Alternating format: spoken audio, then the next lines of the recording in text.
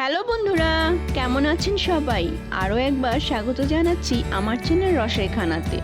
আজ রসাইখানা মেনুতে আছে খুব সহজ একটি রেসিপি, রূপচাঁদা ফ্রাই। কিন্তু আজ একটু অন্যভাবে এটি তৈরি করে দেখাবো। আপনারা আমার এই রেসিপি দেখে তৈরি করে নিলে খেয়ে অনেক মজা পাবেন। তাছাড়া বাচ্চারা যারা মাছ খেতে একদম পছন্দ করে না, তারাও কথা না বলে খেয়ে নেবে, অনেক মজা পাবে। আমার এই নতুন ধরনের এরকম রান্না দেখতে চাইলে আমার চ্যানেলটিকে সাবস্ক্রাইব করবেন আর পাশে থাকা বেল আইকনটি ক্লিক করবেন, যাতে আমার রেসিপিগুলো আপনার কাছে পৌঁছে যায় সবার আগে।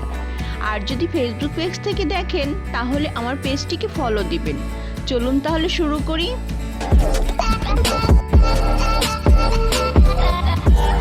এখানে আমি বড় সাইজের একটি রূপচাঁদা মাছ নিয়েছি, 500 গ্রাম ওজন হবে।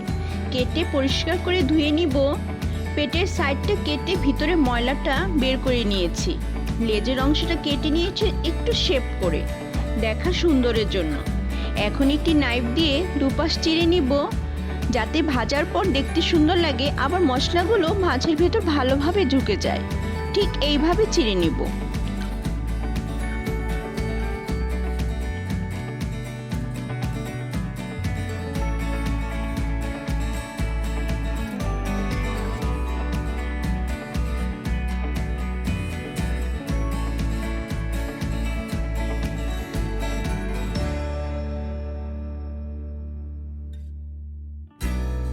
টিস্যু দিয়ে পানিগুলো মুছে নেব।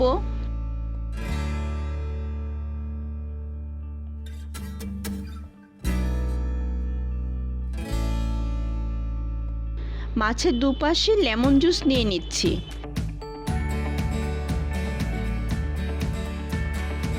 এখন লবণ, মরিচ আর হলুদের গুঁড়া দিয়ে মাছের এপিট ওপিট হাত দিয়ে ভালোভাবে মেখে নেব, যাতে মাছের ভিতর পর্যন্ত মশলাগুলো ঢুকে যায়। এতে ভাজার পর খেতে ভালো লাগবে।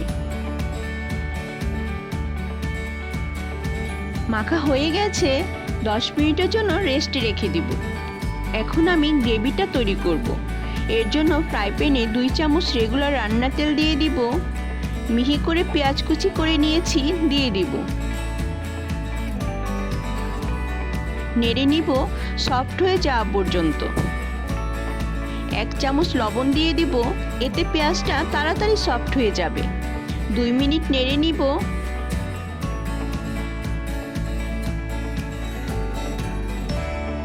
অল্প টমেটো কুচি নিয়েছি, দিয়ে দিব।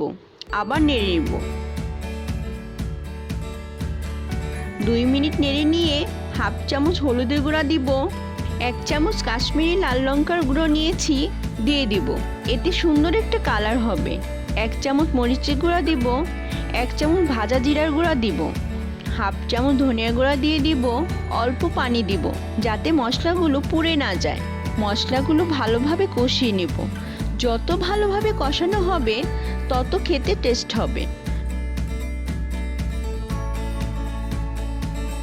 2 মিনিট ভেজে নিয়ে হাফ কাপ পানি দিয়ে দিব।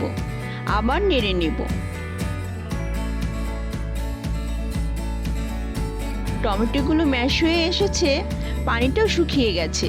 এই পর্যায়ে আবার অল্প পানি দিয়ে দিব। 4-5টি কাঁচামরিচ দিয়ে দিব, এতে সুন্দর একটা ফ্লেভার হবে। 2 মিনিট পর পানিটাও শুকিয়ে গেছে, তেলটাও উপরে ভেসে উঠেছে। এখন অল্প ধনেপাতা কুচি করে নিয়েছি, দিয়ে দিব। নেড়ে নিব। এটি হয়ে গেছে। এখন যে প্লেটে রূপচাঁদা মাছ ফ্রাই সার্ভ করব, সেই প্লেটে এটি নামিয়ে নেব। ফ্রাই আর গ্রেভি দুটি একসাথে খেতে দারুণ লাগে। এখন একটি প্যান নিয়ে পর্যাপ্ত পরিমাণ তেল দিয়ে দিব, যাতে মাছটা ডিপ ফ্রাই করা যায়। আজ আমি রাইস ব্রান তেল ইউজ করছি, আপনারা চাইলে রেগুলার রান্না তেল ইউজ করতে পারেন। তেলটা ভালোভাবে গরম করে নিব। অল্প লবণ দিয়ে দিব, এতে মাছ ভাজার সময় লেগে যাবে না। তেলটা গরম হয়ে এসেছে, সাবধানে মাছটা ছেড়ে দিব। একটু সময় নিয়ে ভালো করে উল্টে পাল্টে ভেজে নিব।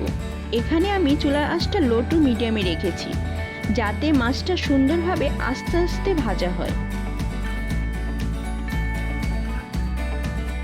মাছটা খুব নরম থাকে, তাই সাবধানে উল্টে দিতে হবে।